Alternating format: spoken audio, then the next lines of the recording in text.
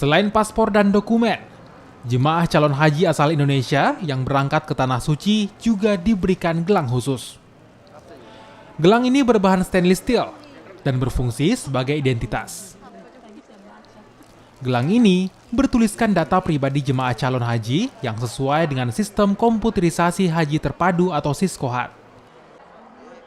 Gelang ini wajib dikenakan jemaah calon haji selama menunaikan rukun Islam yang kelima di Tanah Suci. Pengerjaan gelang dimulai dari mencetak nama jemaah calon haji berdasarkan data dan manifest dari sistem informasi dan komputerisasi haji terpadu. Kemudian dicetak di atas kertas stensil menggunakan mesin adaptor. Usai dicetak, lalu dibentuk agar menjadi gelang. Gelang tersebut lalu diurutkan sesuai nama dan rombongan masing-masing sebelum dibagikan kepada jemaah calon haji yang masuk ke asrama haji Sudiang, Makassar.